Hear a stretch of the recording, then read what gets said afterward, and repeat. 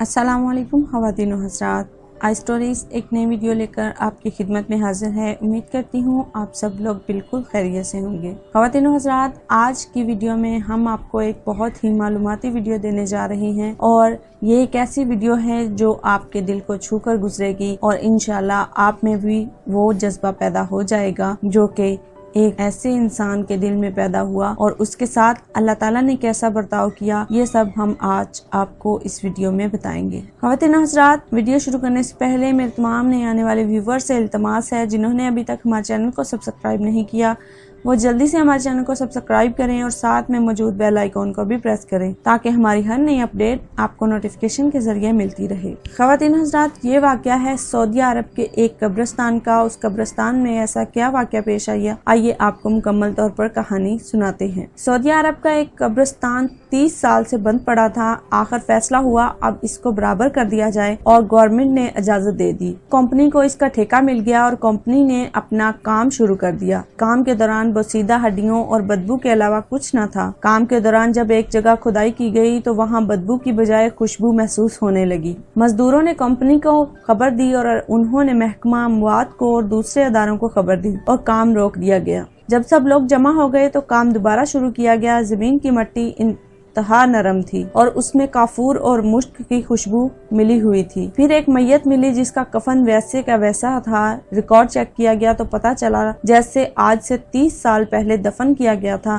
खैर, कब्र से निकाला गया तो मुर्दे का चेहरा खोला गया तो वो तरोताजा जैसे अभी ही मरा हुआ हो। गाँव के लोगों ने पहचाना ये फलां का बेटा है। वो शख्स बहुत ज़ईफ था, चल फिर नहीं सकता था। जनाजा उसके घर ले जाया गया। बाप को दीदार कराया गया। उसने शुक्र करते हुए कहा, तेरी कुदरत अल्लाह। 30 साल पहले जनाजा निकला और 30 साल फिर इसी हालत में घर लाकर मुझे दीदार कराया गया। तेरी कुदरत का क्या कहना है। और रोता जा रहा था। इस मंजर ने सबकी आंखें नम कर दी। फिर उसकी इजाजत से दूसरे कब्रिस्तान में दफन कर दिया गया। फिर बाप से पूछा गया, तेरे बेटे के वो कौन से अमल थे। बाप ने जवाब दिया, मेरा बेटा अल्लाह से बहुत मोहब्बत करता था, पहली सफ में नमाज पढ़ता था। कभी ऐसी सुबह ना गुजरी जब मैंने फजर की आवाज दी और मैंने उसको जागा हुआ ना पाया। कभी कभी तो वो अजान से पहले ही मस्जिद चला जाता था। कोई नमाज कज़ा नहीं करता था और तो मुझे कुछ पता नहीं है वो कुछ करता हो।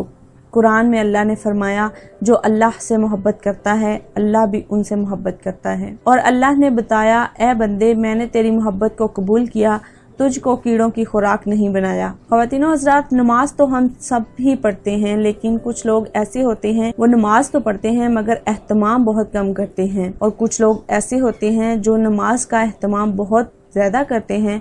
मोहब्बत तो हम सब अल्लाह से करते हैं मगर मोहब्बत का सबूत बहुत कम लोग देते हैं। नमाज पढ़ना और नमाज का दिली तौर पर एहतमाम करना दो अलग बातें हैं। नमाज अगर रूटीन की अदा की जाए और नमाज अगर मोहब्बत से अदा की जाए, इन दोनों बातों में बहुत ज्यादा फर्क है। अल्लाह ताला से मोहब्बत कीजिए, अल्लाह ताला को अपने करीब पाएंगे और अल्लाह ताला कभी भी आपकी किसी बात को रद्द नहीं करेंगे। वो समीउन अलीम हैं, वो सुनते हैं, वो जानते हैं।